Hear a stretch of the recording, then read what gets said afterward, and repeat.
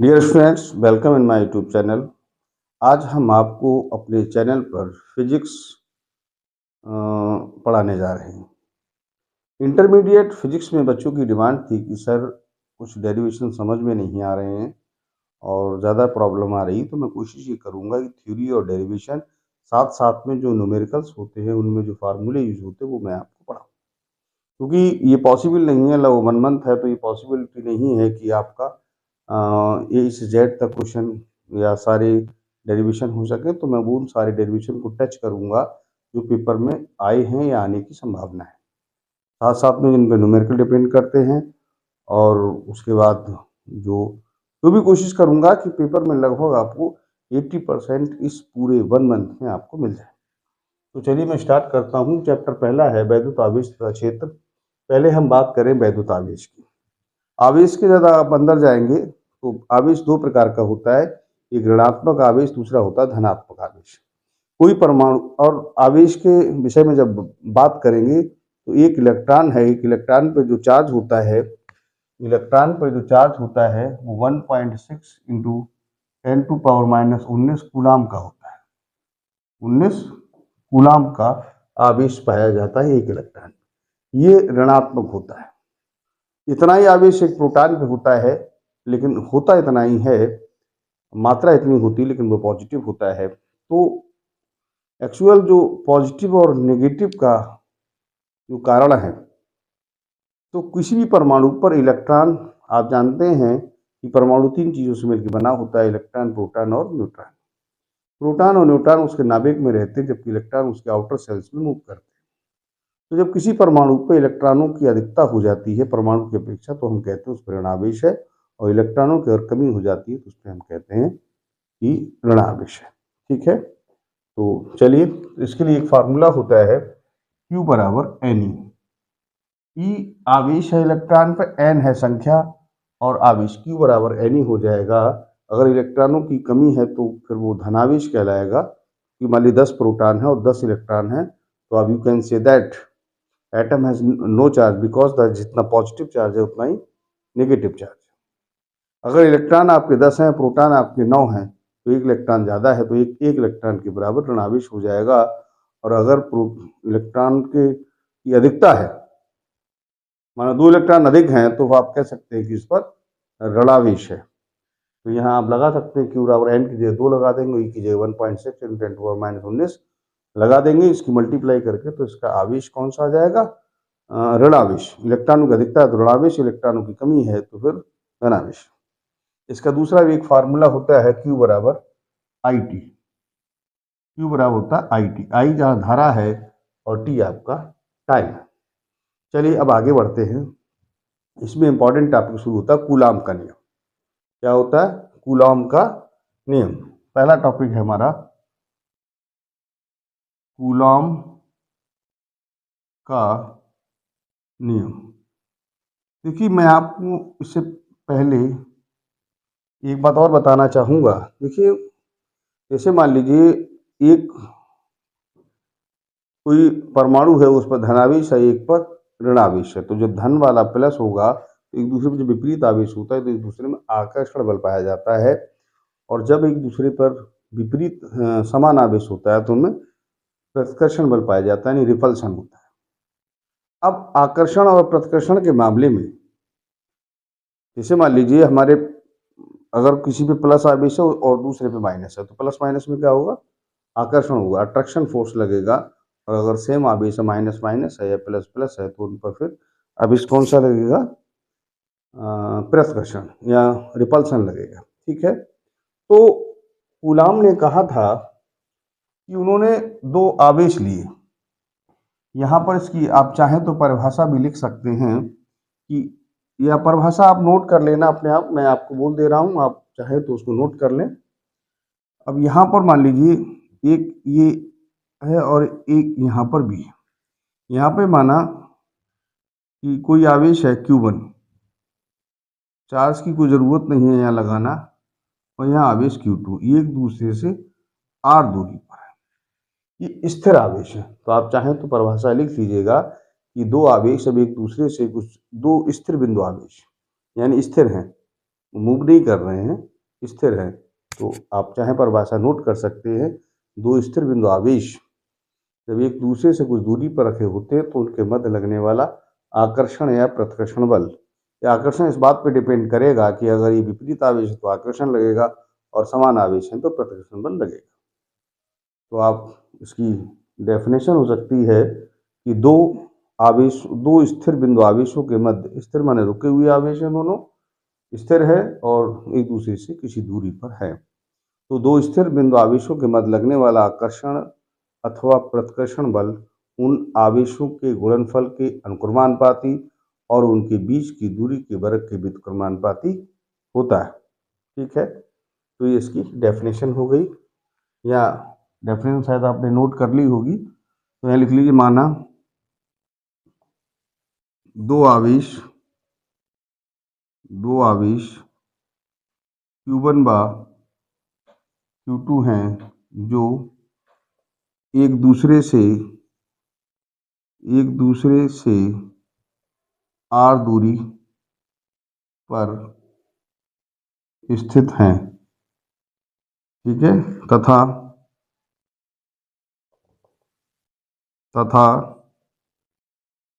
माध्यम का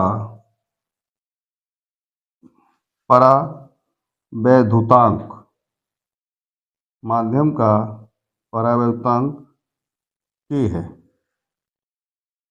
ठीक है, हमने मान लिया जिस माध्यम में स्थित हैं, आप शायद समझ गए होंगे। देखिए बहुत सिंपल है कि दो स्थिर बिंदु आवेशों के मध्य लगने वाला आकर्षण या प्रतिकर्षण बल उन आवेशों के गुणनफल के अनुक्रमानुपाती और उनके बीच की दूरी के वर्ग के व्युत्क्रमानुपाती होता है। ये आप थ्योरी लिखेंगे। उसके बाद यहाँ लिखेंगे माना दो आवेश Q1 व Q2 है जो एक दूसरे से r दूरी पर स्थित हैं, तो माध्यम का परावैद्युतांक K है। तो कूलाम के नियम से क्या लिखेंगे? कूलाम के नियम ने बताया कि जो बल है वो आवेशों के गुणनफल के अनुक्रमानुपाती, और जो बल है वो बीच की दूरी के वर्ग के व्युत्क्रमानुपाती होता है। ठीक है, फिर यह लिख लें समीकरण 1 व 2 से। तो F देखिए, राम का घर श्याम के सामने, राम का घर घनश्याम के सामने है, तो राम का घर दोनों के सामने आप कर सकते हो, यानी ये सिचुएशन हो जाएगी। जब कोई कांस्टेंट हटाते हैं तो वहां पे मान लीजिए कांस्टेंट केवल मान लीजिए, जो भी चाहे वो मान सकते हैं, अपॉन r स्क्वायर। जब ये कांस्टेंट हटाते हैं तो यहाँ k का मान जो है वो 9 × 10⁻9 होता है, Q1 Q2 बटे r स्क्वायर। यही कूलाम का नियम तो समझ में आ गया। उसके लिए आपका फार्मूला हो जाएगा। मैं समझता हूँ यहाँ तक आपको समझ में आ रहा होगा, कोई प्रॉब्लम नहीं होगी।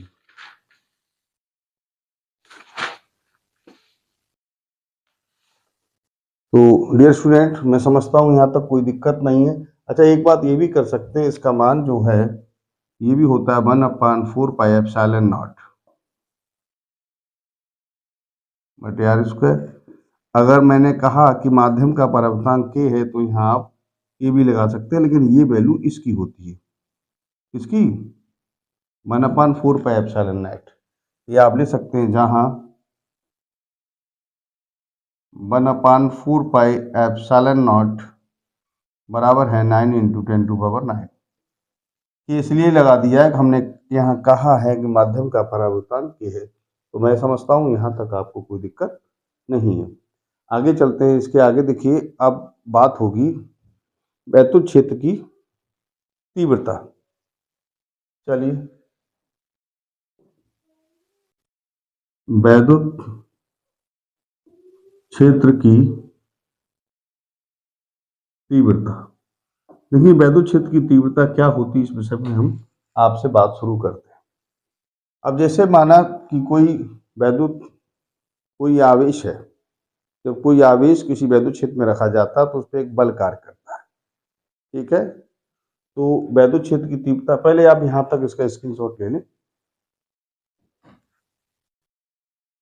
हाँ, तो डियर स्टूडेंट्स, यहाँ तक आपने नोट कर लिया होगा वैद्युत क्षेत्र की तीव्रता क्या होती है। ऐसे डेफिनेशंस नहीं आती हैं, फिर भी इसमें सबसे इम्पॉर्टेंट चीज़ है कूलाम का नियम, और दूसरा Q बराबर NE पर क्वेश्चन न्यूमेरिकल आता है। वैद्युत क्षेत्र की तीव्रता की बात करें, देखिए वैद्युत कोई क्षेत्र है, उसमें कोई अगर वैद्युत क्षेत्र में कोई बिंदु है, उस पर वैद्युत क्षेत्र का मान कितना है, यानी उसे हम वैद्युत क्षेत्र की तीव्रता कहते हैं। ठीक है, तो वैद्युत क्षेत्र की तीव्रता क्या होती है कि वैद्युत क्षेत्र में स्थित किसी आवेश पर एक कोई बल कार्य करता है, तो उस जो वहाँ जो मान होता है वैद्युत क्षेत्र का, उसी को वैद्युत क्षेत्र की तीव्रता कहते हैं। यहाँ पर हम इस प्रकार से भी कह सकते हैं कि माना माना एक परीक्षण आवेश। देखिए परीक्षण आवेश क्या होता है पहले आप समझ लें। परीक्षण आवेश जैसे कहते हैं टेस्टिंग चार्ज, बहुत छोटा आवेश होता है। बहुत छोटा आवेश क्या क्या करता है, कहीं जब छोटा आवेश रखा जाता है तो वो वहाँ की जो एक्टिविटी होती है उसको नोट कर सकता है। और मान लीजिए, जैसे कहने का मतलब है कि परीक्षण आवेश उस आवेश को कहते हैं जो किसी दूसरे आवेश पे प्रभाव नहीं डालता, लेकिन उस आवेश को अपने पे महसूस करता है, वो टेस्टिंग चार्ज कहलाता है। तो माना एक परीक्षण आवेश Q0 है, ठीक है, जो या लिखो जिस पर वैद्युत या जिस पर ऐसा कर लीजिए, जिस पर लगने वाला बल F हो तो यहाँ वेक्टर भी लगा सकते हैं, तो E बराबर जो होता है वो F/Q0। देखिए मैं इसकी परिभाषा के विषय में नहीं जाना चाहता कि एक्चुअल क्या है, ये परिभाषा की कोई चीज़ ही नहीं है। आप सीधा सीधा है वैद्युत क्षेत्र में स्थित किसी बिंदु पर जो वैद्युत क्षेत्र का मान होता है उसी को वैद्युत क्षेत्र की तीव्रता कहते हैं। लेकिन इसका फार्मूला है, इसमें न्यूमेरिकल बहुत आता है। तो माना कि परीक्षण आवेश Q0 है जिस पर लगने वाला बल F हो, तो E बराबर होता है F/E, जहाँ वैद्युत क्षेत्र की तीव्रता है। ठीक है, यहाँ लिख सकते हैं E की दिशा बल की दिशा में होती है, यानी जिधर को बल लगेगा उधर कोई वैद्युत क्षेत्र की तीव्रता की दिशा होगी। आज आप शायद समझ गए होंगे वैद्युत क्षेत्र की जो तीव्रता की दिशा है वो क्या होगी, तो जिधर वैद्युत बल लगेगा वही वैद्युत क्षेत्र की दिशा हो जाएगी। तो यहाँ तक आप नोट कर लीजिए।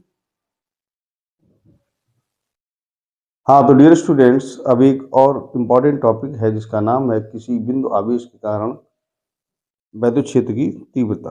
कोई बिंदु पर एक आवेश रखा है, उससे किसी दूरी पर कोई बिंदु है, उस पर वैद्युत क्षेत्र की तीव्रता आपको ज्ञात करनी है। तो आपका रहेगा किसी बिंदु आवेश के कारण किसी बिंदु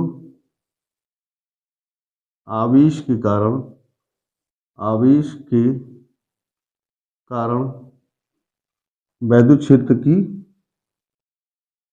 वैद्युत क्षेत्र की तीव्रता। आपको ये डेरिवेशन आता है कि किसी बिंदु कोई आवेश है, उसके कारण किसी बिंदु पर वैद्युत क्षेत्र की आपको तीव्रता ज्ञात करनी है। चलिए मैं स्टार्ट करता हूँ।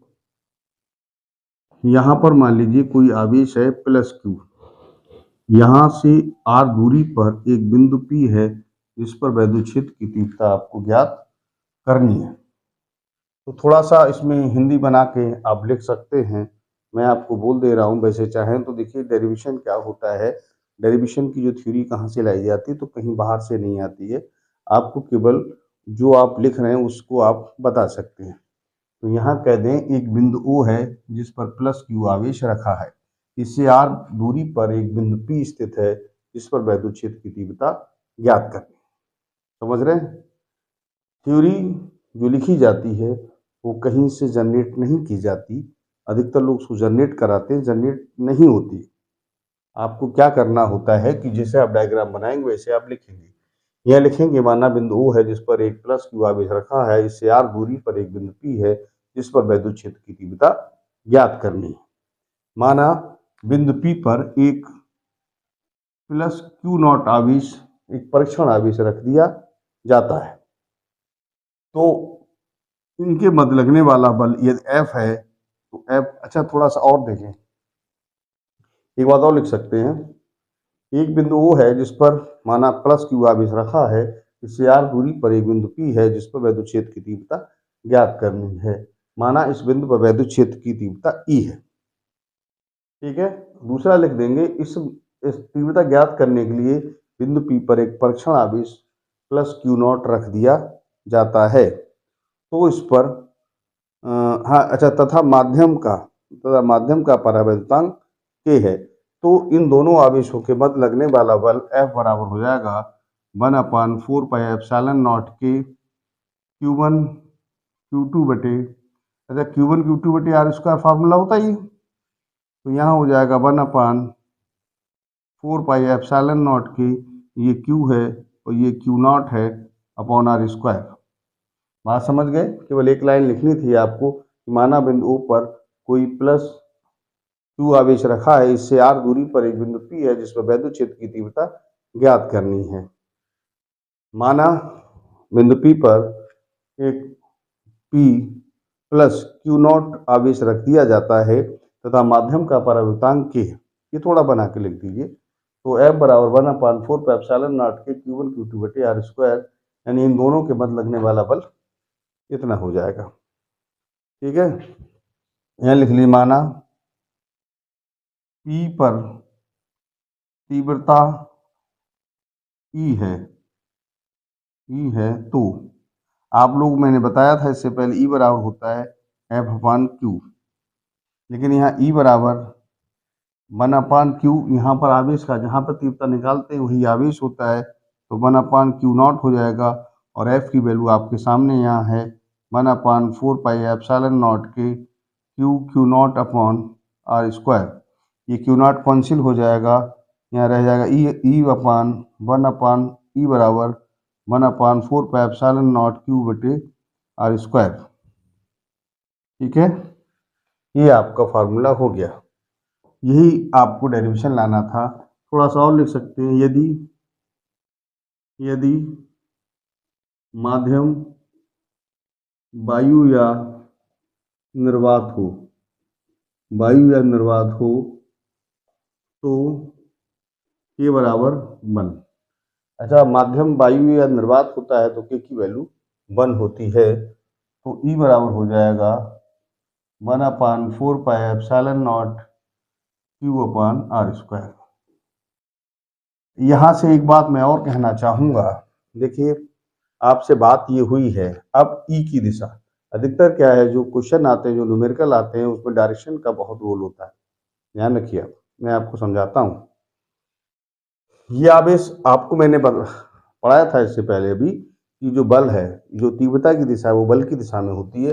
अब आप देख रहे हैं दोनों आवेश प्लस है तो इन पर प्रतिकर्षण बल लगेगा, यानी ये इधर को जाएगी और ये इधर को जाएगी।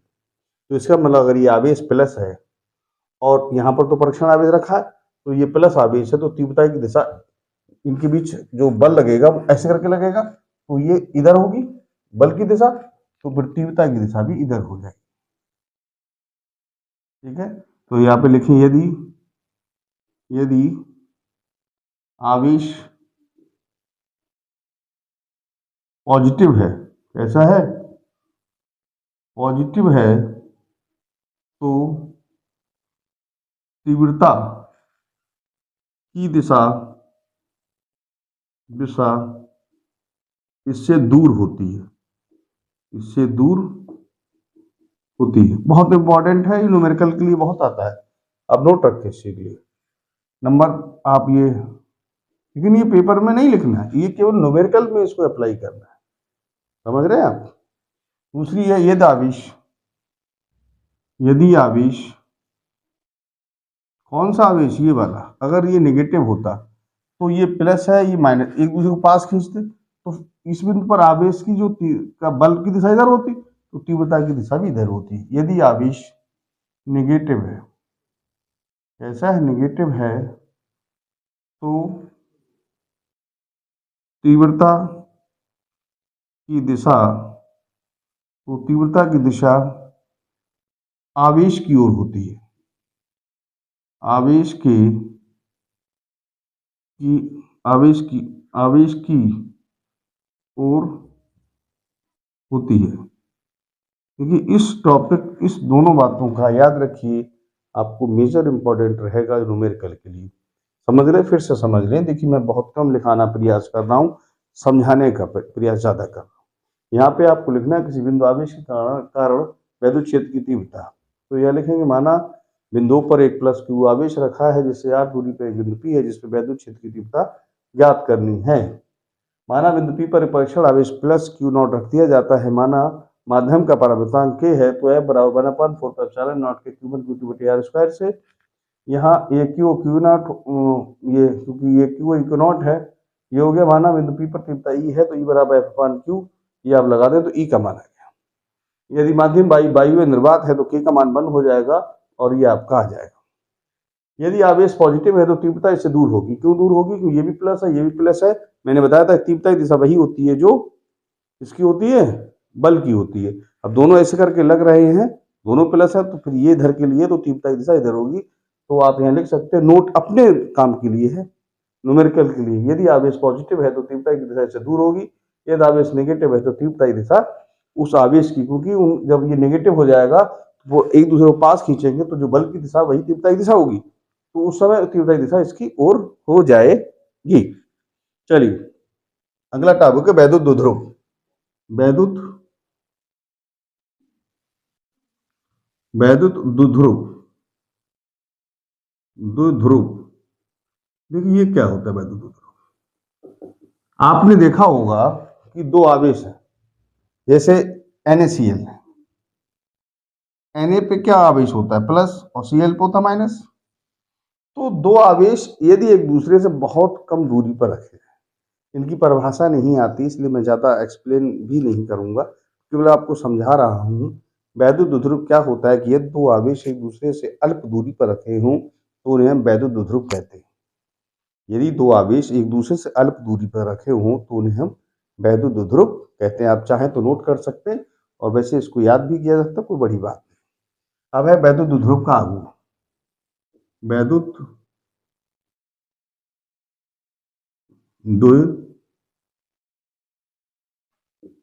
द्विध्रुव का आघूर्ण। देखिए वैद्युत द्विध्रुव का आघूर्ण क्या होता है? अब वैसे मैंने अभी आपको बताया था, एक आवेश यहाँ माइनस क्यू है, यहाँ प्लस क्यू है, एक दूसरे से माना अल्प दूरी 2l पर रखें, ये इसका मध्य बिंदु है। ठीक है, तो इसके लिए हम बात आपसे शुरू करें, वैद्युत द्विध्रुव का आघूर्ण क्या होता है। चलिए चाहें तो डेफिनेशन आप नोट भी कर सकते हैं कि यदि दो बराबर या विपरीत आवेश एक दूसरे से अल्प दूरी पर रखे हों तो हम उन्हें वैद्युत द्विध्रुव कहते हैं। इन आवेशों के मध्य, या ये जो इस प्रकार से वैद्युत द्विध्रुव बनता है, इनका जो आघूर्ण होता है उसे वैद्युत द्विध्रुव का आघूर्ण कहते हैं। इसका जो मान होता है वो इनमें से कोई एक आवेश, चाहे ये ले ले चाहे वो ले ले, प्लस माइनस का लेना नहीं है, तो इनमें से कोई एक आवेश और इनके बीच की दूरी के गुणनफल के बराबर होता है। या कह सकते हैं वैद्युत द्विध्रुव का आघूर्ण जो होता है, तो उनमें से कोई एक आवेश और उनके बीच की दूरी के गुणनफल के बराबर होता है। इसे P से व्यक्त करते हैं। तो P बराबर क्या हो गया? Q इंटू ये Q हो गया और ये 2l, तो P बराबर हो जाएगा 2QL। ठीक है, बात समझ में आया? फिर से नोट भी कर सकते हैं चाहे तो, ऐसे मैं समझा भी रहा हूँ। वैद्युत द्विध्रुव क्या होता है कि दो आवेश एक दूसरे से अल्प दूरी पर रखे हों, दो बराबर एवं विपरीत आवेश एक दूसरे से अल्प दूरी पर रखे हों तो उन्हें हम वैद्युत द्विध्रुव कहते हैं। अगला वैद्युत द्विध्रुव का आघूर्ण है, यदि दो आवेश दो बराबर एवं विपरीत प्रकृति के आवेश एक दूसरे से अल्प दूरी पर रखे हों तो वैद्युत द्विध्रुव का आघूर्ण उन आवेशों में से किसी एक आवेश और उनके बीच की दूरी के गुणनफल के बराबर होता है। इतनी बात यहाँ लिखे, ये वाली बात लिखे, ये आपका आंसर हो जाएगा। तो यहाँ तक आप इसका स्क्रीनशॉट ले सकते हैं। हाँ, तो डियर स्टूडेंट्स, इसका एक और इम्पॉर्टेंट टॉपिक है जिसका नाम है वैद्युत द्विध्रुव की अक्षीय स्थिति। देखो अक्षीय स्थिति क्या होती है। जैसे ये वैद्युत द्विध्रुव है, इसकी इस साइड में निकालना तो अक्षीय और ऊपर निकालना है तो निरक्षीय, दो साइडें। तो क्वेश्चन कह रहा है कि किसी वैद्युत द्विध्रुव की अक्षीय स्थिति में किसी बिंदु पर वैद्युत क्षेत्र की तीव्रता ज्ञात करने के लिए व्यंजक स्थापित कीजिए। तो डियर स्टूडेंट, हमने देखो यहाँ डायग्राम बना रखा है, ए भी एक वैद्युत द्विध्रुव। अब इसकी देखो डेफिनेशन, मैंने कहा जो थ्योरी होती है उसको आपको याद करने की कोई जरूरत नहीं। अधिकतर जो टीचर्स होते हैं वो थ्योरी को कहते हैं आप लर्न करिए, आप बिल्कुल कोई थ्योरी कोई पॉइंट याद करने की जरूरत ही नहीं। देखो इसको डायग्राम आप देखिए, डायग्राम देखने के बाद तुरंत आप लिखते रहिए। ये भी एक वैद्युत द्विध्रुव है जिसकी लंबाई 2l है। इसके मध्य बिंदु O से R दूरी पर अक्षीय स्थिति में एक बिंदु P है जिस पर वैद्युत क्षेत्र की तीव्रता ज्ञात करनी।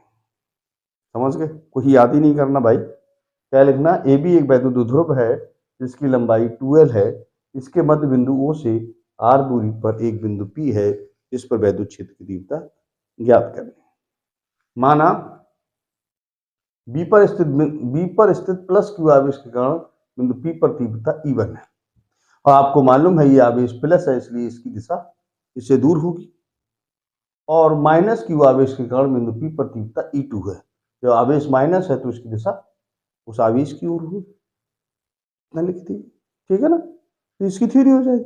क्या थ्योरी है कि ए बी एक वैद्युत द्विध्रुव है जिसकी लंबाई 2l है।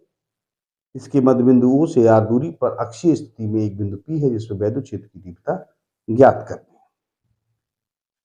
फिर लिखेंगे, माना बी पर स्थित आवेश प्लस क्यू के कारण बिंदु P पर तीव्रता E1 है और माइनस क्यू आवेश के कारण बिंदु P पर तीव्रता E2 है। डायरेक्शन आप शायद समझ चुके होंगे। अब चलिए तो और लिख सकते हैं एक बात, माना माध्यम का परावैद्युतांक K है। तो अब तो से शुरू करते हैं। मैं थोड़ा थ्योरी इसलिए नहीं लिखा रहा, ज्यादा हो जाएगा आप लोग, मैं सब थ्योरी लिखने की जरूरत ही नहीं, वो तो आप समझते हैं ना, उससे ज्यादा टेंशन मत लीजिए। E1 बराबर हो जाएगा 1/4πε0 K। E1 लिया है। अब यहां से दूरी देखें, यहां से ये दूरी यहां से R है और यहां से ले रहे हैं तो L घट जाएगी, तो ये हो जाएगा Q बटे R माइनस L का स्क्वायर, क्योंकि आपको मालूम है किसी बिंदु की गणितीय तीव्रता 1/4πε0 के Q बटे R स्क्वायर होती है। इसे मान लीजिए समीकरण नंबर 1। अच्छा, दिशा क्या है मैंने बताया, यह दिशा भी नोट कर सकते हैं। दिशा क्या है, ये आवेश प्लस उससे दूर क्यों होगी, यानी बीपी दिशा में। बीपी यहाँ लिखो, बीपी दिशा कौन सी है, बीपी, तथा E2 बराबर नोट करें 1/4πε0 Q बटे। अब यहां से दूरी R है, अब आप ले रहे हैं यहां से तो L बढ़ जाएगी, तो हो जाएगा R प्लस L का स्क्वायर। अच्छा, दिशा कौन सी है, देखिए भैया ये आवेश माइनस तो इसकी ओर, यानी PA। अब एक बात बताइए, जैसे कोई आदमी किसी को इधर 10 न्यूटन से खींच रहा है, एक आदमी इसको 8 न्यूटन से खींच रहा है, तो फिर इसका मतलब क्या हुआ कि उसमें जो नेट फोर्स है वो 10 - 8 यानी 2 रह जाएगा। अब आप समझ सकते हैं, देखिए ये R माइनस L है, ये कम है, कम से किसी को भाग करेंगे, ये ज्यादा से भाग करेंगे तो ये ज्यादा आएगा, ये कम आएगा। तो यह लिख सकते हैं, माना बिंदु P पर परिणामी तीव्रता E है, तो E बराबर हो जाएगा E1 माइनस E2। E की जगह बेटा,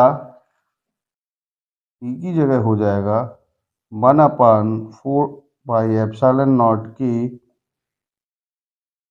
Q upon R minus L का स्क्वायर माइनस 1/4πε0 K Q बटे R प्लस L स्क्वायर। देखिए डियर स्टूडेंट्स, आप देख पा रहे हैं कि यहाँ 1/4 पाई एप्सिलॉन नॉट ये कॉमन है और साथ साथ क्यू भी कॉमन आ रहा है, ये भी कॉमन है, क्यू भी कॉमन है, तो यहाँ रह जाएगा 1/r-l का स्क्वायर माइनस r+l का स्क्वायर। देखिए प्रिय छात्रों, यहाँ समझने की ज़रूरत है, यहाँ आप एलसीएम ले सकते हैं। एलसीएम हो जाएगा r-l का स्क्वायर और r+l का स्क्वायर। ये कैंसिल, ये रह जाएगा यहाँ r+l का स्क्वायर माइनस r-l का स्क्वायर। आप चाहें तो इसको खोल सकते हैं कि A square plus B square plus 2ab। देखिए जब इसको ब्रैकेट लगा है यहाँ माइनस, इसको खोलें तो R square plus L square minus 2r/l, ये दोनों तरफ स्क्वायर हैं तो इसके अंदर गुणा हो जाएगी, तो R square minus L square का स्क्वायर, ऐसे करके इसको लिखा जा सकता है। प्रिय छात्रों, यहाँ पर हम चाहें तो इस प्रकार से इसे लिख दें, R square plus L square plus 2r/l minus R square minus L square और प्लस के 2r/l। ये हो जाएगा R square minus L square का स्क्वायर, ये कैंसिल है, ये भी कैंसिल है, तो यहाँ आपका रह जाएगा 1/4 पाई एप्सिलॉन नॉट के क्यू और यहाँ पर हो जाएगा 4r/l। कितना हो जाएगा? 4r/l। और यहाँ रह जाएगा आपका R square minus L square का स्क्वायर। देखिए डियर स्टूडेंट्स, आपको पता है, मैंने भी आपको समझाया भी है, अगर आप चाहें तो 2 यहाँ ले लें। अब देखो ये 2 यहाँ रह गया तो 2 फिर लिख लें, 4 हो गए, और यहाँ लिख लें क्यू, एक मिनट, यहाँ पे 2ql आ रहे हैं और R square minus L square का स्क्वायर। देखिए 2 दूनी 4, क्यू ये है, एल ये, आर ये 2ql क्या बन जाएगा? आपको मालूम है, आप जानते हैं अच्छी तरह से, ये जो होता है वो p होता है, 2p, ये p बन जाएगा r square minus L square का। देखें l एक छोटी राशि है, l एक ऐसी राशि है, छोटी राशि, तो एल स्क्वायर और अधिक छोटी होगी, और जैसे नहीं 0.1 है, 0.1 का स्क्वायर 0.01, 0.01 का स्क्वायर करो तो 0.000 बना जाएगा, यानी 4 प्लेस का डेसिमल आएगा। तो कोई नंबर छोटा होता है उसका और छोटा हो जाता है, तो उसे छोड़ सकते हैं हम। तो एल स्क्वायर एक छोटी राशि है, तो एल स्क्वायर और अधिक छोटी राशि होगी, ठीक है। अतः इसे छोड़ने पर यहाँ पे लिख सकते हैं आप, अतः इसे छोड़ने पर, छोड़ दीजिए, या इसको ऐसे भी लिख सकते हैं, इसको नगण्य मानने पर, ठीक है। तो 1/4 पाई एप्सिलॉन नॉट के 2p r बटे, जब इसको छोड़ दिया तो आर स्क्वायर का स्क्वायर होगा, तो आर की पावर 4 हो जाएगा, एक आर कैंसिल हो सकती है, तो यहाँ पर चाहे लिख दें 1/4 पाई एप्सिलॉन नॉट के, और ये हो जाएगा 2p/r³। यही इसका फार्मूला होता है। यह ले सकते हो, यदि माध्यम वायु या निर्वात हो, तो k बराबर 1, और ये फार्मूला हो जाएगा 1/4 pi epsilon naught 2p/r³। Dear student, मैं समझता हूँ ये डेरिवेशन आपको समझ में आ गया होगा। मैंने आपको फिर एक बार मैं रिपीट कर दूं, कुछ लिखना देखना होता नहीं है, बहुत सिंपल है कि माना एक ये भी एक वैद्युत द्विध्रुव है जिसकी लंबाई 2l है, जिसके मध्य बिंदु से r दूरी पर एक बिंदु P है जिसपे वैद्युत क्षेत्र की तीव्रता ज्ञात करनी है।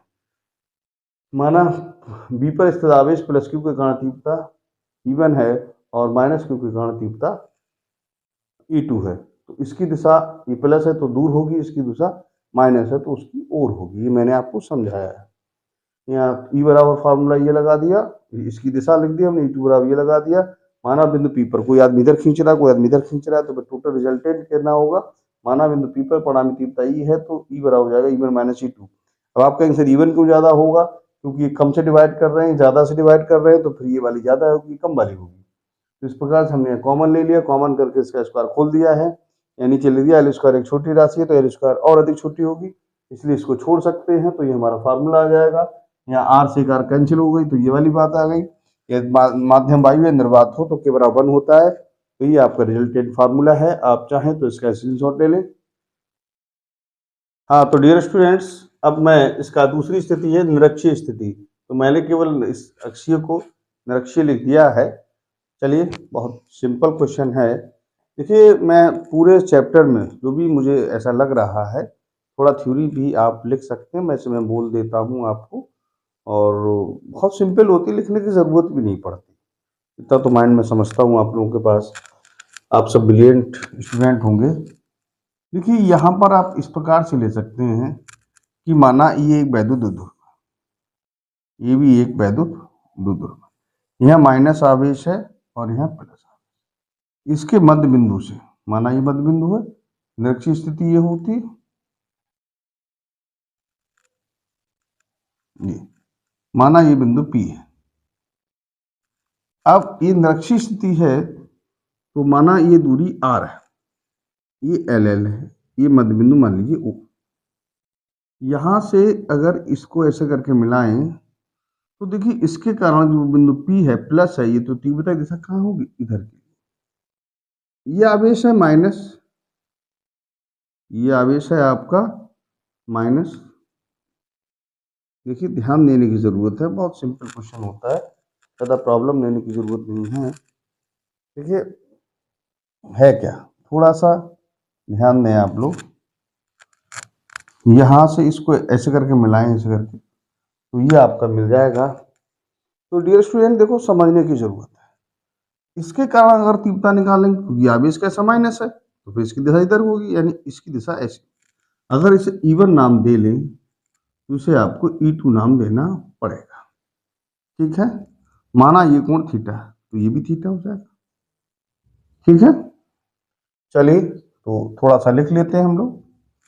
क्या लिखेंगे, माना ए बी एक वैद्युत द्विध्रुव है, माना ए बी एक वैद्युत द्विध्रुव है जिसकी लंबाई 2L है, इसके मध्य बिंदु O से निरक्षीय स्थिति में R दूरी पर एक बिंदु P है जिस पर वैद्युत क्षेत्र की तीव्रता ज्ञात करनी। बात समझ गए, मैं धीरे धीरे बोलता हूँ, आप चाहे तो लिख सकते हैं। ए बी एक वैद्युत द्विध्रुव है जिसकी लंबाई 2L है, इसके मध्य बिंदु O से R दूरी पर निरक्षीय स्थिति में एक बिंदु P है जिस पर वैद्युत क्षेत्र की तीव्रता ज्ञात करनी, ठीक है। समझ में आ रहा है बेटा। तो इसके मध्य बिंदु O से R दूरी पर एक बिंदु P है जिस पर वैद्युत क्षेत्र की तीव्रता ज्ञात करनी है निरक्षीय स्थिति में। यह आवेश प्लस है तो आपको मालूम प्लस के कारण निकालते उससे दूर की ओर होती है, और माइनस के कारण तो उसकी ओर होती है। तो यहाँ कंक्लूजन आपका क्या निकला, ये भी एक वैद्युत द्विध्रुव है जिसकी लंबाई 2L है, इसके मध्य बिंदुओं से R दूरी पर निरक्षीय स्थिति में एक बिंदु P है जिस पर वैद्युत क्षेत्र की तीव्रता ज्ञात करनी है। माना प्लस क्यू आवेश के कारण बिंदु P पर तीव्रता E1 है जो इससे दूर की ओर होगी, और माइनस क्यू आवेश के कारण तीव्रता P पर E2 है जिसकी दिशा उसी आवेश की ओर होगी। अच्छा, एक काम और करते हैं, थोड़ा सा इस चित्र को थोड़ा यहाँ बनाने का प्रयास करते हैं। ये वाला, ये P है, ये इस प्रकार से E1 है, और ये इस प्रकार से E2 है। देखिए, ये कोण थीटा है, अगर यहाँ ऐसे करके मिलाएंगे तो ये थीटा है, और ये थीटा है, तो ये लाइन इसके पैरेलल, तो ये भी थीटा हो जाएगा, ठीक है। अब ये कितना 90 है, ये 90 माइनस थीटा हो जाएगा, तो ये वाला कितना थीटा बचेगा, तो थीटा 90, और ये 90 माइनस थीटा पूरा 90 है, तो ये भी थीटा रहेगा, ठीक है। तो ध्यान देने की जरूरत है, कुछ है नहीं इसमें। ये भी एक वैद्युत द्विध्रुव हो गया, इसके मध्य बिंदु से कंक्लूजन फिर समझें, फिर ध्यान दें। देखो मैं समझाने की कोशिश बहुत कर रहा हूँ आपको। ये भी एक वैद्युतद्रव है जिसके मध्य बिंदुओं से r दूरी पर एक बिंदु P है। निरक्षीय स्थिति में r दूरी पर बिंदु P है जिसमें वैद्युत क्षेत्र की तीव्रता ज्ञात करनी है।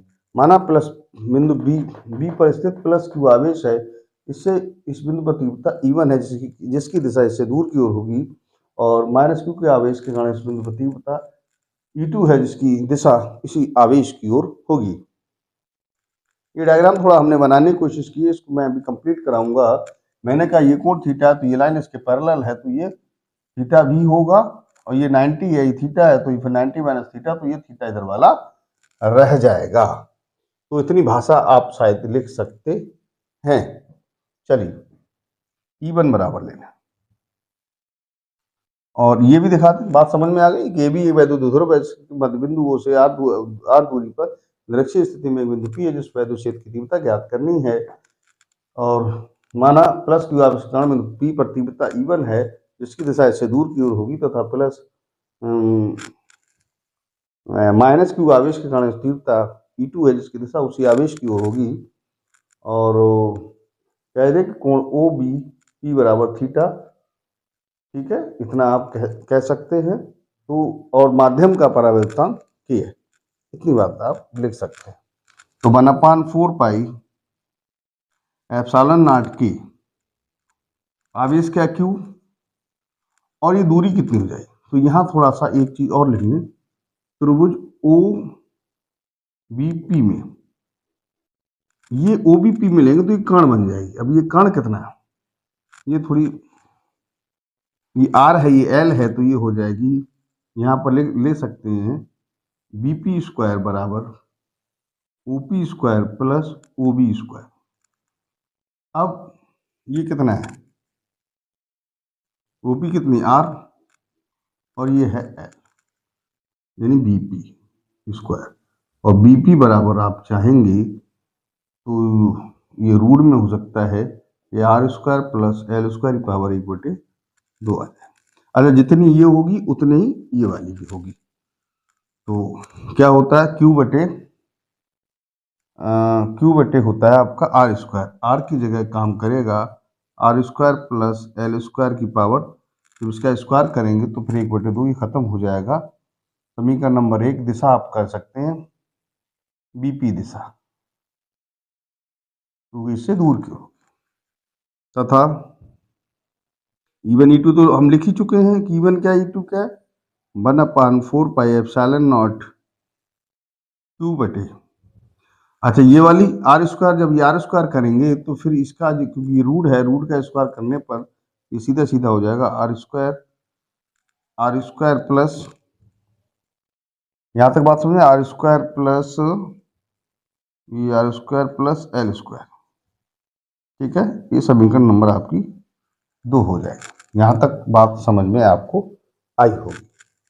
अब देखें, एक बात बताइए, इसके कारण तीव्रता इतनी हो गई और उसके कारण तीव्रता इधर के लिए हो गई। अब यहाँ पर एक चीज इधर जा रही है और एक चीज इधर आ रही है, तो यहाँ पर हम एक लाइन इस प्रकार से ड्रॉ कर सकते हैं। एक बात मैं आपको और बताना चाहूंगा, देखिए होता क्या है, एक होता है वियोजित भाग। क्या होता है, वियोजित भाग। तो वियोजित भाग दो प्रकार के होते हैं, एक होता है क्षैतिज वियोजित भाग, एक होता है ऊर्ध्वाधर वियोजित भाग। कैसे, मैं आपको समझाता हूं। जैसे माना ये कोण थीटा है, अगर ये बल P है तो इसका इधर मान हो जाएगा P cos थीटा, और इधर वाला हो जाएगा P sin थीटा। तो यहां पर जो ये E1 है इसके दो घटक होंगे, क्योंकि एक इधर है एक इधर, तो इसको जोड़े कैसे, तो इसका ये कोण थीटा है, और समझने वाली बात है, जब ये कोण थीटा है तो इसका इधर मान क्या होगा, E1 cos theta, E1 cos theta, और ये E2 है, इसका जो इधर मान लोगे तो ये हो जाएगा E1 cos E2 cos theta. इसका इधर मान होगा E1 sin थीटा, और इधर मान होगा E2 sin थीटा। तो यहां हम ये बात लिख सकते हैं, अगर चाहें तो आप यहां पे लिखिए, E1 व E2 के दो घटक हैं, एक क्षैतिज और एक ऊर्ध्वाधर। तो यहाँ लिखेंगे, या घटक नहीं, वियोजित भाग कह सकते हैं, E1 व E2 के दो वियोजित भाग हैं, वियोजित भाग है। ठीक है। अब जो कि E1 cos theta, E2 sin theta तथा E2 cos थीटा और E2, एक मिनट है, E1 होगा, E1 E2 sin थीटा है। ठीक है। अब देखिए, ये E1 cos थीटा इधर है और E2 cos थीटा इधर है, ये दोनों तो एक तरफ है तो जुड़ जाएंगे, लेकिन ये एक दूसरे के बराबर एवं विपरीत है, तो ये एक दूसरे से कैंसिल हो जाएंगे। देखें, E1 cos थीटा व E2 cos थीटा एक ही दिशा में है, एक ही दिशा में है, जबकि यह लिखिए, तो यह है जुड़ जाएंगे। कैसे होंगे? जुड़ जाएंगे। परंतु E1 sin थीटा व E2 sin थीटा एक दूसरे के बराबर एवं विपरीत है। भाई बराबर भी है और विपरीत भी है, अतः अतः यह लिख लीजिए, अतः यह है एक दूसरे को निरस्त कर देंगे, निरस्त कर देंगे। ठीक है। माना बिंदु P पर परिणामी तीव्रता E है, तो E बराबर हो जाएगा, E1 cos theta plus E1 E2 cos theta. बात समझ में आई? ये मैंने थोड़ी थ्योरी लिखा दी है आपको, थ्योरी मेरी मजबूरी है। यहाँ पर जो फोर्स, अधिकतर ये लोग थोड़ा समझाते कम है। E1 के दो घटक, एक इधर एक इधर होगा, इसका एक इधर होगा, तो ये तो एक दूसरे बराबर है, इसलिए कैंसिल हो जाएंगे, परंतु ये दोनों एक ही दिशा में है, तो ये जुड़ जाएंगे, तो E बराबर ये आपका फार्मूला हो जाएगा। यहाँ आप लिख सकते हैं E बराबर, E1 का मान है, यहाँ के नहीं लगाया आपने, 1/4πε0 के Q अपान, ये हो जाएगा R² प्लस L², और यहाँ पर है आपका cos थीटा, और ये हो जाएगा 1/4πε0 के Q अपान R² प्लस L², और ये भी आपका cos थीटा हो जाएगा। देखें डियर स्टूडेंट्स, आपको दिख रहा है एक ये और एक ये, तो ये टोटल कितने हो जाएंगे? 2 हो गए। कितने हो गए बेटा? 2। तो इनको आप चाहें तो ये लिख सकते हैं, E बराबर 2 गुणा 1/4πε0 के Q/R² plus L² into cos theta. देखें डियर स्टूडेंट्स, परंतु cos थीटा बराबर, यहाँ से आप देखें cos थीटा बराबर होता है, ये थीटा है आधार बटे कर्ण। अब ये थीटा है तो आधार ये हो जाएगा और कर्ण आपका ये हो जाएगा, यानी ये हो जाएगा L/R² प्लस L² की पावर हाफ। ठीक है।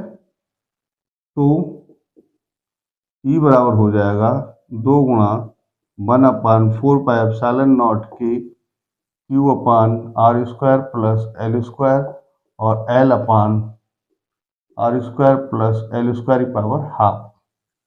देखें डियर स्टूडेंट्स, 2QL तो 1/4 पाई एप्सिलॉन नॉट के ये P हो जाएगा और यहाँ हो जाएगा R square plus L square की पावर, ये 1 है, ये आधी है तो ये 3/2।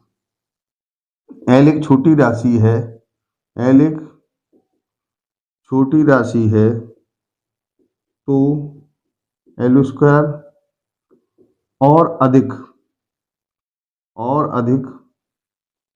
छोटी राशि होगी, छोटी राशि होगी, अतः इसे छोड़ने पर या इसको नगण्य मानने पर, क्या लगता है, नगण्य मानने पर, ठीक है। तो E बराबर हो जाएगा 1/4 पाई एप्सिलॉन नॉट के P/आर स्क्वायर, इसको 0 मान लिया, 3/2, 2 से 2 कैंसिल हो जाएगा। E बराबर हो जाएगा 1/4 पाई एप्सिलॉन नॉट के P/r³। ये आपका डेरिवेशन हो गया। यदि, यहाँ लिख लें, यदि माध्यम वायु या निर्वात हो, वायु या निर्वात मतलब जहाँ एयर नहीं होती है, निर्वात हो तो K बराबर 1 और ये लास्ट में हो जाएगा E बराबर 1/4 पाई एप्सिलॉन नॉट P/r³। ये आपका डेरिवेशन है। आप चाहें तो इसका स्क्रीनशॉट ले लें। हाँ, तो डियर स्टूडेंट्स, अब हम एक नेक्स्ट अगले इम्पॉर्टेंट टॉपिक है, एक समान बाह्य वैद्युत क्षेत्र में रखे वैद्युत द्विध्रुव पर एक लगने वाला बलयुग्म का आघूर्ण बताइए। तो पहले तो आप बलयुग्म किसे कहते हैं मैं आपको 1 मिनट में समझाता हूँ। जैसे आपने टंकी देखी हुई, किसी टंकी को इस प्रकार से घुमाते हैं तो एक बल इधर और एक बल इधर लगता है, यानी कोई चीज ये है, इस पर एक बल इधर लगना चाहिए, एक बल इधर लगना चाहिए, उसको बलयुग्म कहते हैं। तो बलयुग्म कैसे कहते हैं, जब किसी वस्तु पर दो बराबर या विपरीत बल लगे हों तो उसे हम बलयुग्म कहते हैं, ठीक है। तो यहाँ देखिए, इसमें थोड़ा सा हिंदी में लिख लेंगे। एक वैद्युत क्षेत्र ई है जिसमें एक वैद्युत द्विध्रुव ए बी रखा है, मान लीजिए इसका नाम ए बी लिख लें। एक वैद्युत द्विध्रुव है, क्या लिखेंगे, एक वैद्युत क्षेत्र ई है जिसमें एक वैद्युत द्विध्रुव ए बी रखा है, ठीक है। तो एक इस वैद्युत द्विध्रुव पर एक बल कार्य करता है जो इसको वैद्युत क्षेत्र की दिशा में लाने का कार्य करता है, यानी ये बल इसको इधर खींच रहा है, ये बल इसको इधर खींच रहा है। इस बल का मान F बराबर QE होगा, इस बल का मान F बराबर QE होगा। ये दोनों बल बराबर एवं विपरीत प्रकृति के होंगे, मतलब दोनों बल कैसे होंगे, बराबर हो, ये इसको इधर खींचेगा, ये इसको इधर खींचेगा। बात समझ में आ रही है। अब इसकी लंबाई कितनी, 2L है, ये 2L लंबाई है। तो इसकी जो एक वर्टिकल बीच की डिस्टेंस है वो क्या आएगी, 2L sin थीटा। तो हम थोड़ी सी आपको हिंदी बताना चाहेंगे, मतलब तो थोड़ी थ्योरी उसमें लिख सकते हैं। एक वैद्युत क्षेत्र ई है जिसमें एक वैद्युत द्विध्रुव ए बी रखा है, इसके सिरों पर एक बल F बराबर QE कार्य करेगा जो इस द्विध्रुव को इस वैद्युत क्षेत्र की दिशा में लाने का प्रयास करेगा, ठीक है। ये दोनों बल बराबर एवं विपरीत हैं तो ये एक बलाघूर्ण बनाएंगे। मैंने बताया बलयुग्म क्या होता है कि जब किसी बॉडी पर दो बराबर एवं विपरीत बल लगे हों तो उन्हें बलयुग्म के नाम से जानते हैं, और उसको जो घुमाएगा तो वो हो जाएगा बलयुग्म का आघूर्ण, ठीक है। तो इसकी हिंदी, इसको थोड़ा सा इसमें लिखेंगे, क्या लिखेंगे, वैद्युत क्षेत्र ई है इसमें एक ए बी एक वैद्युत द्विध्रुव है और जो क्षेत्र से थीटा कोण बनाते हुए रखा गया। लिख लें, नोट करें आप लोग। एक वैद्युत क्षेत्र ई है जिसमें ए बी एक वैद्युत द्विध्रुव है जो वैद्युत क्षेत्र की दिशा से थीटा कोण बनाते हुए रखा गया है। इस वैद्युत द्विध्रुव की लंबाई 2L है। इसके सिरों पर बल F बराबर QE एक दूसरे से बराबर एवं विपरीत लगे हैं जो उस वैद्युत द्विध्रुव को इस वैद्युत क्षेत्र की दिशा में लाने का प्रयास करेंगे। इसके कारण इस पर एक बलयुग्म का आघूर्ण कार्य करेगा, ठीक है, जिसका मान, बलाघूर्ण का मान होता है, जिसका मान टाउ बराबर क्या होता है, एक बल बा एक बल गुणा बीच की लंबवत दूरी, लंबवत दूरी क्या रूल होता है? लंबवत दूरी, लंबवत दूरी होती है, ठीक। आप यहाँ से देखें, फिर यहाँ थ्योरी एक देख लें। एक वैद्युत क्षेत्र ई है जिसमें एक वैद्युत ध्रुव ए बी रखा है जो छेद से थीटा कोण बनाते हुए रखा गया है। इस द्विध्रुव की लंबाई 2l है, तो इसकी जो ऊर्ध्वाधर जो लंबाई है वो 2l sin थीटा हो जाएगी। इसके स्वरूप पर दो बल F बराबर QB QE लगे हैं जो इसे वैद्युत क्षेत्र की दिशा में लाने का प्रयास करेंगे, जिसके कारण इस पर एक वैद्युत द्विध्रुव का आघूर्ण काम करेगा, ठीक है, या कार्य करेगा, जिसका मान या ले सकते हैं हिंदी में बलयुग्म का आघूर्ण बराबर एक बल और इनके बीच की लंबवत दूरी। तो टाउ बराबर हो जाएगा, एक बल मान लीजिए F है और बीच की दूरी हो जाएगी 2l sin थीटा। अब टाउ बराबर F का मान कितना है? QE है, और ये क्या है? 2l sin थीटा है, और आप जानते हैं Q2l, तो ये P हो जाएगा PE sin थीटा, ठीक है। मैं समझता हूँ यहाँ तक आपको समझ कि मैं थोड़ा सा थ्योरी लिखाने से बच रहा हूँ, क्योंकि ज़्यादा थ्योरी लिखाएंगे तो और ज़्यादा लंबा वीडियो हो जाएगा। और आप लोग बहुत इंटेलिजेंट हैं, क्योंकि आप तो इंटरमीडिएट में कोई छोटे क्लास के स्टूडेंट नहीं है, तो शायद ये समझ में आ गया हुआ। वैद्युत क्षेत्र ई है जिसमें एक ए बी वैद्युत द्विध्रुव है जिसकी लंबाई 2l है, जो छेद से थीटा कोण बनाते हुए रखा गया है। तो इसकी ऊर्ध्वाधर जो लंबाई है 2l sin थीटा हो जाएगी। इसके स्वरूप पर दो बल कार्य करेंगे जो बराबर एवं विपरीत होंगे, तो जब बराबर एवं विपरीत बल कार्य करते हैं तो उससे वहाँ बलयुग्म का आघूर्ण पैदा हो जाता है। तो यह लिखेंगे, तो इनके मध्य एक बलयुग्म का आघूर्ण कार्य करेगा जिसका मान बलाघूर्ण बराबर एक बल और उनके बीच की लंबवत दूरी। तो टाउ बराबर F इंटू 2QL, F का मान QE है, यहाँ पर आपने 2l sin थीटा लगा दिया, तो 2QL ये P हो जाएगा, E ये है ही और sin थीटा ये है। तो इनके बीच ये फार्मूला आपका आ गया। मैं समझता हूँ